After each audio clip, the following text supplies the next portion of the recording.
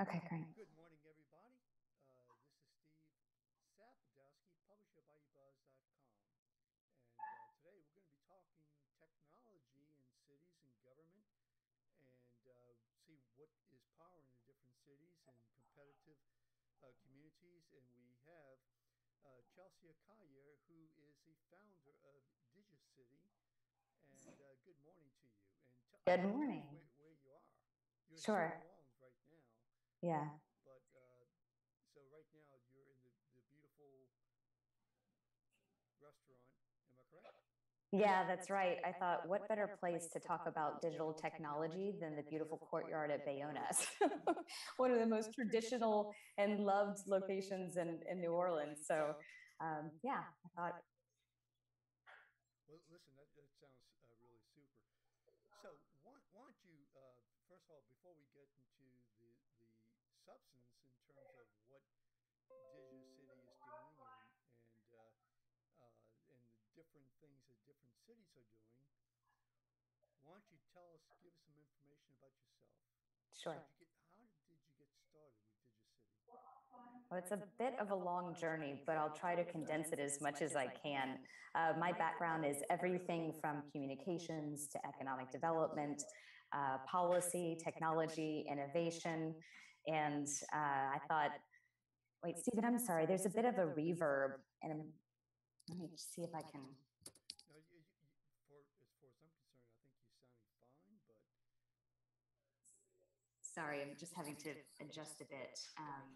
Maybe I'll just talk and you can hear me, and then when it comes back on, I'll put this so I can listen to you. How about that? okay. The challenges of technology in modern age, right? So anyway, I was saying my background was really varied and diverse, and when I received an Eisenhower Fellowship in 2016, they said, one area do you want Okay. to So study? actually, right now the audio is it was better before. It was, okay. Yeah, there's a replay through the audio, so I can hear myself on a 5-second delay. Okay. I apologize. I don't know why that. Let's see if I can make it work this way. Live TV, this is the way it goes, right? Okay, so. Okay, I think that because you have a window open, that's why. Okay. You have a window open, so if you can shut your tabs. So nervous to do that. Okay. Thanks for your patience, everybody. How's that? Does that work? Okay, so have you shut the tabs? Yes. Okay, do you still have the reverb?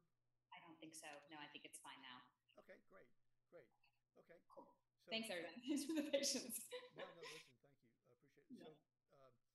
So how did you get started? You mentioned communications, and so go ahead. Yeah, so communications, economic development, technology, policy, social impact. I've done so many different things over my career. And so when I received an Eisenhower Fellowship in 2016, they asked me, what one specific area do you want to study? And I was having a hard time choosing between all of those. As I did a bit of research, I came up on the topic of smart cities, which is just an incredible conglomeration of all of those areas. So it's really how cities are banding together to integrate technology with how a city operates to create a better quality of life for residents. So it's the social impact piece, the innovation piece, the economic development piece, and truly all about partnerships at the end of the day. So it seems like the topic that was custom made for all of my interests. And I think I dipped my toe in the pool, and now I'm up to here in the best way and exploring it day by day, city by city. Yeah. So let me ask you. You're from Lafayette, Louisiana. That's right. I grew up in Lafayette. Yeah. Went to Ove High School and Fataba Middle School. Yeah. Okay. And from Lafayette, you went to university, and tell us about that, please. Yeah, so when I graduated high school, I'll leave out the year just for fun. I went to UT in Austin, Texas. So that's where I live now in Austin. And as per, 50,000 students a year who go to UT, a large majority of them stay in Austin. It's just a cool, vibrant city, but I'll always be a Louisiana girl at heart. Right. So you're another one that Louisiana lost. I come back quite a bit, so I don't know. I'd like to say I'm bi-state. Right. And lastly, in terms of economic development, and certainly I can understand the tie-in, economic development and digital city and technology. Was that economic development globally or in Texas or? At the state level, yeah. So I worked for the governor's office in economic development. The great staff at Bayona just decided to open the vacuum. So I'm going to move to the courtyard to make this a little easier. Sorry, guys. Come on a journey with me through the beautiful gardens of Bayona. Oh, and it's even louder out here. Awesome. This is fantastic. Oh, Lordy, here we are.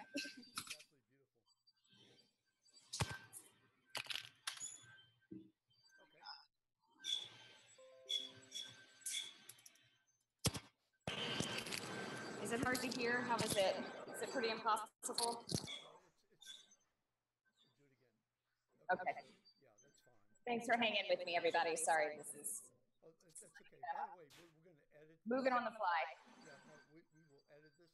Well, welcome to 22nd century technology. That's right. Yeah, totally. I mean, really, this is digital video technology. Yeah. Education. So, okay. So what prompted you to get into to start the? Is it an organization?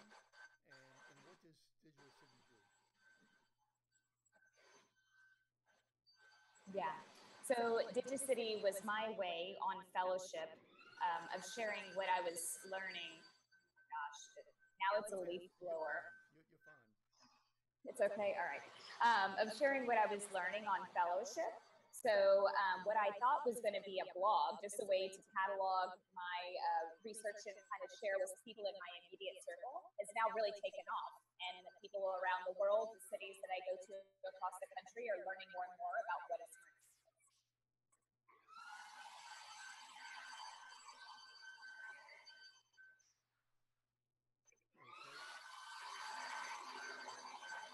Let's see. I think I just lost. Can you hear me? Yes, I can hear you. Okay. So, so what was the first city, the very first city that you started to? This is just incredible. Okay, leaves are going to be gone soon, I promise. Oh my gosh. Okay. So turns out my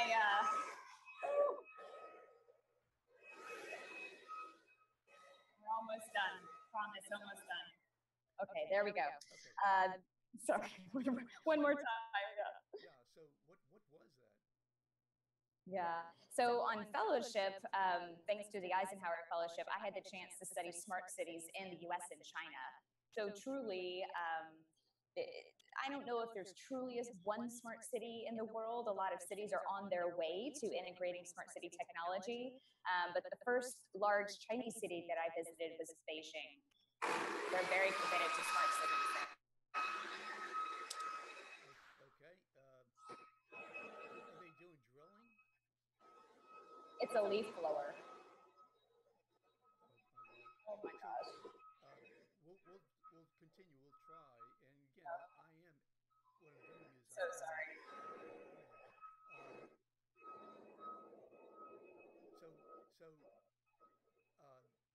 What city you said?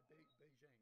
Beijing, that's right. On fellowship, I had the chance to travel to 5 different Chinese cities. Beijing was where I started, and then Shanghai, Shenyang, Shenzhen, and Hangzhou. That's really fascinating. And of those 5, which did you find the most fascinating? Oh gosh, that is such a hard question. The one that I think I resonated with the most was Hangzhou.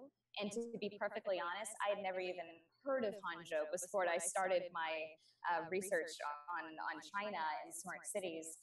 Hangzhou has almost 10 million people in the city. So, I think New York is maybe comparable in the US. And it's one of, I think, 20 cities in China with a population of more than 5 million. So China is just on a completely different scale than the US. And everywhere that I went in Hangzhou, it's a very kind of coastal city. So there's a lot of waterways. Reminded me a lot of my roots in southern Louisiana. It's just a really, really beautiful town or beautiful city. But they integrate technology at every single step. So as you're walking through the city and looking at the beautiful vistas, ancient buildings, there's technology guiding your way. So I think they've done a really beautiful job of integrating innovation with just historical significance.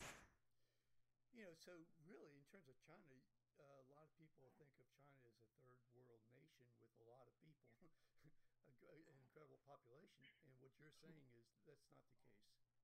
Not the case. It's a whole new China. And I think as Westerners, it's really easy to just watch the headlines and pay attention to the headlines and have that flavor our view of what's happening in the country. But from what I learned and what I experienced, they are incredibly committed to innovation. And as a result, they've moved 700 million people out of poverty in the last 10 years. So if you put that on an American scale, that's 2 Americas that they've moved out of poverty. And I think some of the things that we struggle with in the U.S., things around digital divide and access to prosperity, to education, to healthcare, all of these issues that our local, state, and federal communities are challenged with.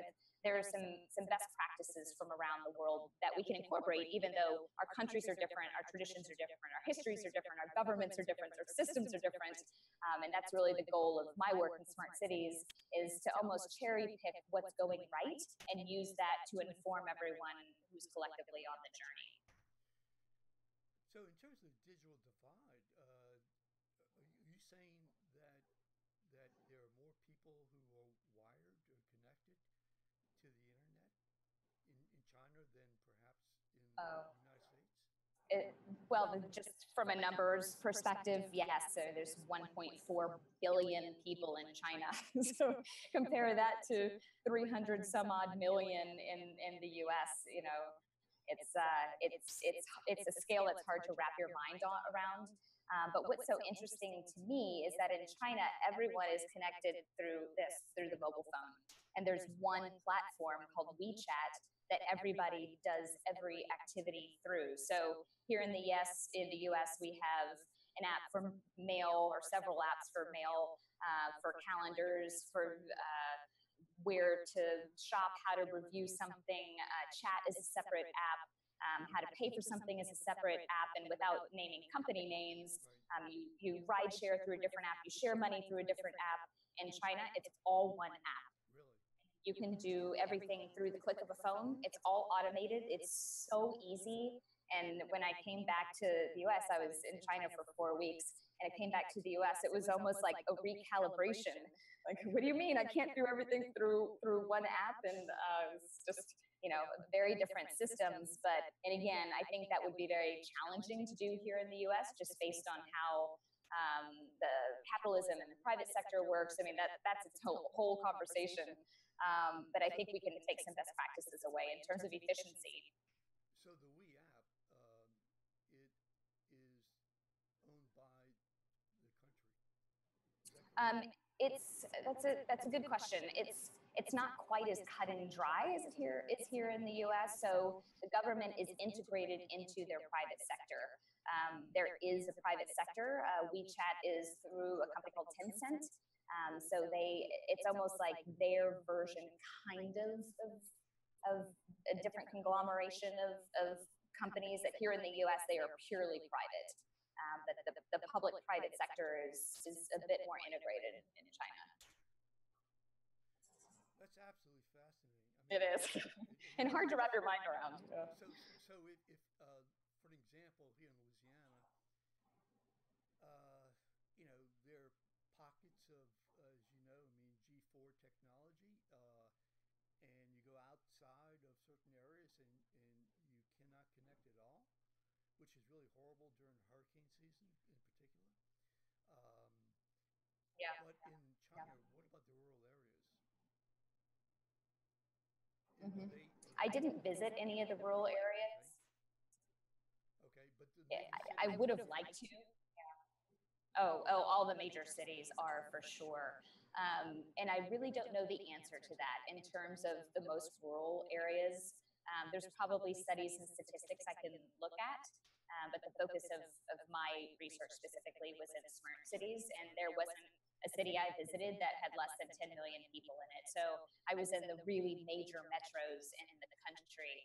But again, I would absolutely love to go back and explore the vast majority of the country that I didn't get to see. So Right, right. Okay, so moving, shall we say, eastward yeah, to the United States yeah. and Canada. Uh, so tell us what cities you've traveled to, Oh gosh. and let's start there. Why don't you tell us what cities you've traveled to? Sure. Oh, so many. I've been hosting a series of events specifically around smart cities. New Orleans is actually my 10th city to host an event in. So I find that really special. The number 10, and it happens to be in my home state. So I'm super excited about that. But the first city that I hosted, the first event was in San Diego. And it was really important to do that in San Diego because they launched the world's largest IoT, IoT stands for the Internet of Things, platform in the entire world. And just really such a great example of how when public and private partnerships come together and really focus on who are we as a city? What are our values? What are some of the challenges that we want to overcome? And you have the right people at the table with their own perspectives, their own strengths, and their own kind of contributions. You can make anything happen. And so for San Diego, they really focus on sustainability. A company or an organization called Clean Tech was one of the very early kind of catalysts that brought public sector, private sector, and the community together to say, what can we do? How can we enable technology to help us solve our challenges and help us become a better city? So that's why San Diego is a really important part of that journey. After San Diego, let's see if I can remember all of these. Let's see. San Diego, Minneapolis, Indianapolis, Tampa, Phoenix, Denver, Kansas City, oh gosh, North Carolina, Charlotte, North Carolina. Yeah. There's one. So when you To rattle my brain to remember the ninth one. Yeah. so when you host, tell us about what the infrastructure is in terms of your hosting an event. Like you just had one in New Orleans. Uh-huh. So the one that you had in New Orleans on Tuesday, yesterday, was that very similar to the type of event that you would host elsewhere? Yeah, what's funny because every smart city event is just like every smart city plan.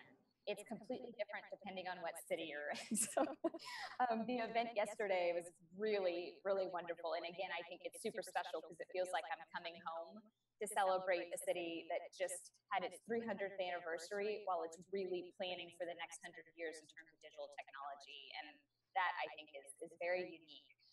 So we had council member at large, Jason Williams, who's really fascinating and very, very committed to seeing the city move forward in this process.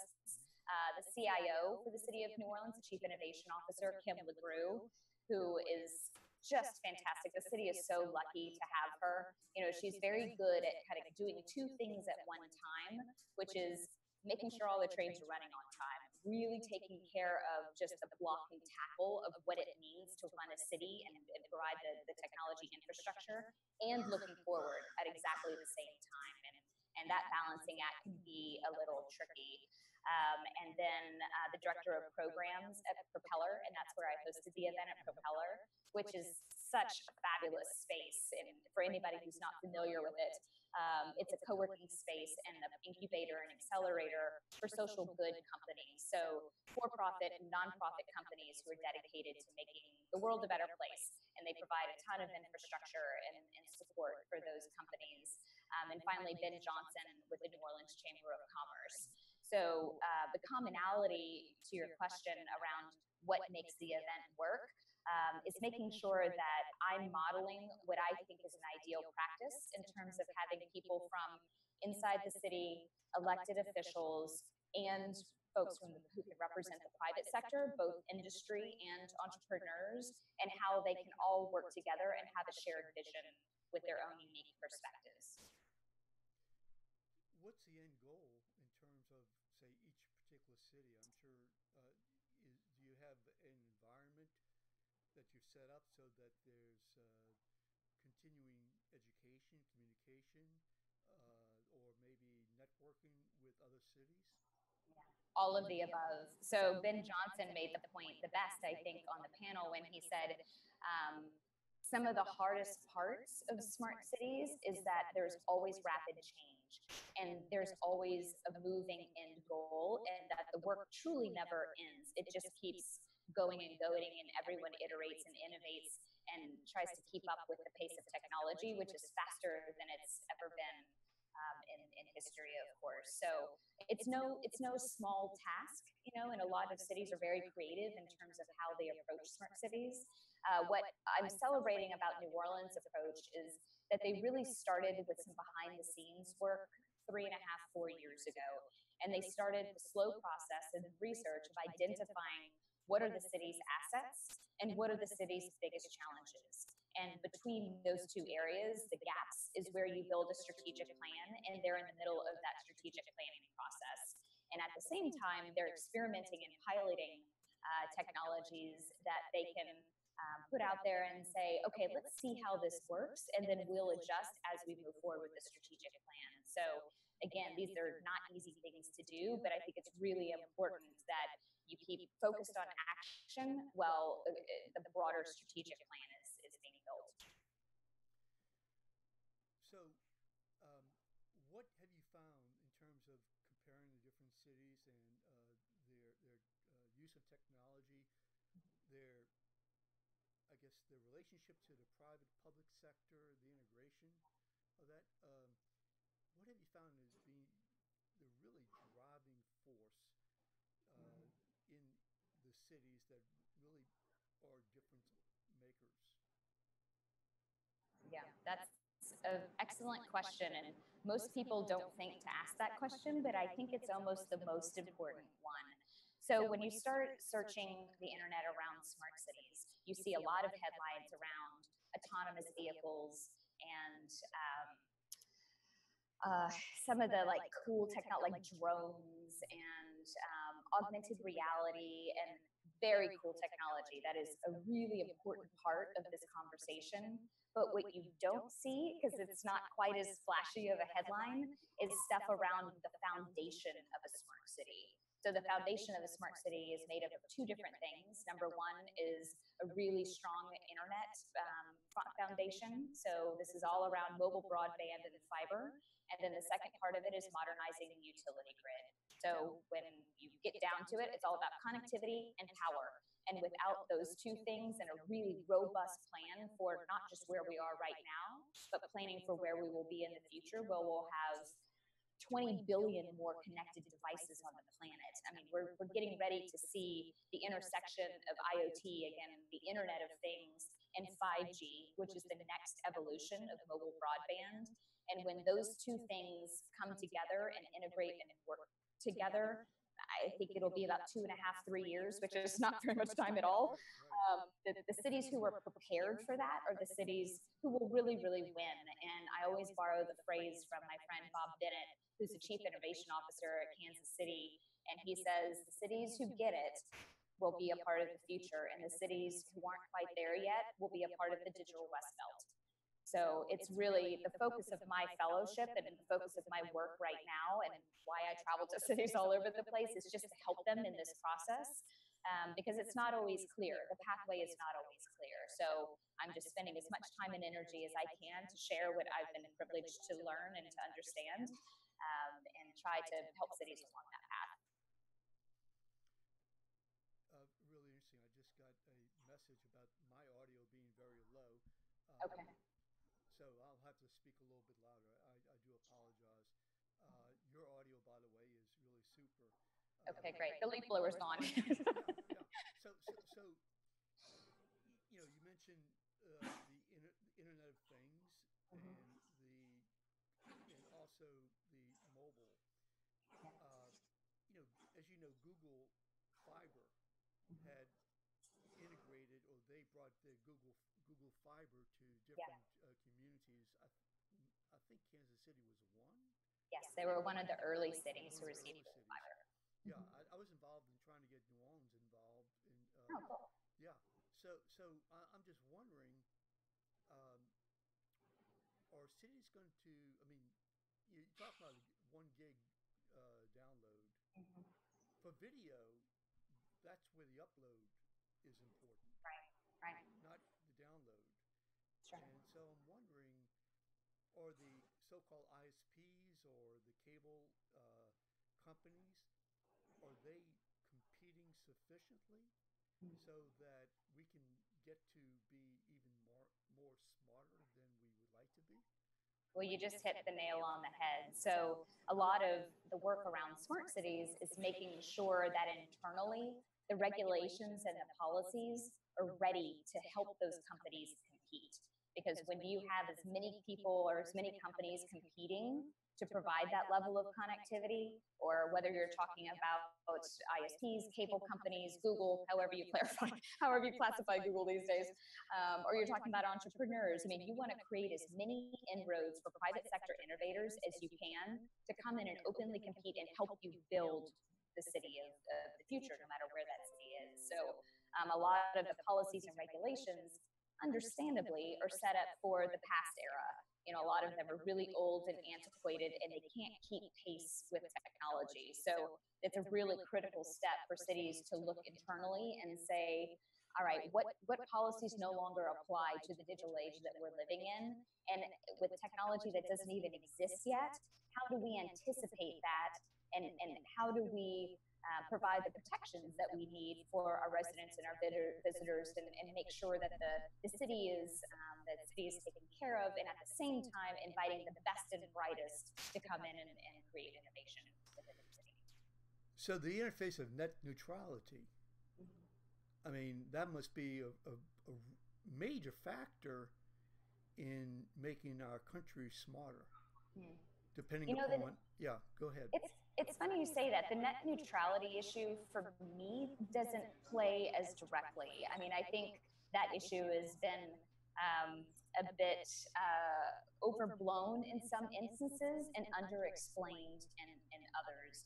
And right now, where it sits is you have the FCC, Chairman Pai, and I've had the chance to visit with Chairman Carr, really trying to hold the steady and making sure that we're moving forward again, not looking backwards, but anticipating what's to come, and making sure that everyone's talking from the same understanding.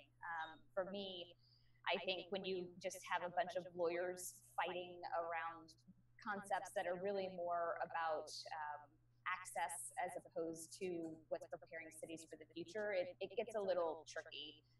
So I don't concentrate on the federal policy as much. I mean, I have an opinion, of course, but I really look to the local and the state level policies that's more connected to smart cities. So, but the issue I think regarding that philosophy, the digital philosophy, in terms of net neutrality, is that it provides the opportunity for the internet providers to be able to invest in infrastructure. And I think that's really kind of what I was getting at, not in terms of what's good for the publishers or anything of that nature. Yeah. But I mean, do you find that the people that you're talking to who represent cities, that they recognize that in terms of, gee, I mean, if we do allow the internet providers to be able to really muscle in and innovate, then that means we could perhaps be more smarter. Sure. And that part of the policy conversation, I think, is exactly right, which is you want as streamlined as a policy situation as you can, whether that's at the local, the state, the federal level. And by streamlined, I really mean transparent, that is easy for everyone to understand and easy for them to understand how to deploy resources and compete. So I think when you get into a lot of back and forth, which frankly is slowing the US down in terms of smart cities, China, EU, they're much further ahead of where we are as a country, and there are lots of reasons for that. But one of the main ones, I think, is that we can't align policy on the local, county, state, federal level. There's all sorts of differences of motivation, different policies. Nothing is streamlined. You go to any one city and they have a completely different set of rules. So if I'm a global company and I'm trying to deploy innovation in a country that's as diverse as the United States is across 20,000 cities. I mean, 20,000 cities in the US. The majority of those are small cities, of course. But it gets really tricky and really expensive, and it slows everything down. And again, through the Eisenhower Fellowship, I've had the chance to look at this issue globally, and I see what's happening on the global scale, and the US doesn't have time to wait. So last month, we had a major convention here in New Orleans called Collision. Oh, right. Yeah. I heard so much about Collision. Yeah. I really want to go next year. I hope I can. But you're going to have to go to Toronto. We lost it. Oh, rats. Oh, no, I'm so sorry to hear that. No, but my point is that we lost it because we're not tech savvy enough. Our technology community is not strong enough. We don't have as many, say, tech-oriented people in the vicinity of New Orleans. Our growing community isn't as strong, and so for me, I mean, that was a really upset. Yeah. But it gives you an idea how competitive the cities are. That's right. That we were competing. That we brought a organization that was basically in Las Vegas, and we went from 11,000 to 20,000 to about 25,000 people in attendance, but it's not good enough. It's not good enough. Yeah. Because and sometimes sometimes it's those events that helps the city wake up and say, wow, it's a new reality here and we need to move forward. So I learned from Councilman Williams yesterday that New Orleans is actually the third, and I have to check my stat here, so give me just a second to recall it. Sure. But it's the third most growing IT sector in the nation. So I'm okay if we're not quite there yet, as long as we're heading in that direction. And that gets into all sorts of integrated issues in terms of the digital infrastructure of the city and the willingness of the business community and workforce training development programs and access to the community who may not see how technology has anything to do with their lives. So it's both a city conversation and a community conversation and an employer conversation. And everybody has to come together and align around, we want to see the next generation of technology and innovation for the city of New Orleans. And once you are all aligned on that, then you can execute and move in that direction. But what does willing mean? What does what? I'm sorry? You said that we're third most willing. Growing. It's the third largest sector that's growing. And I'll find the stat. I just heard it yesterday from Councilman Williams. So I'll Google it and sure. see if I can send it to you. No problem. No problem. Yeah, I mean, in terms of, I think, entrepreneurship, unfortunately, we can't compete with Toronto.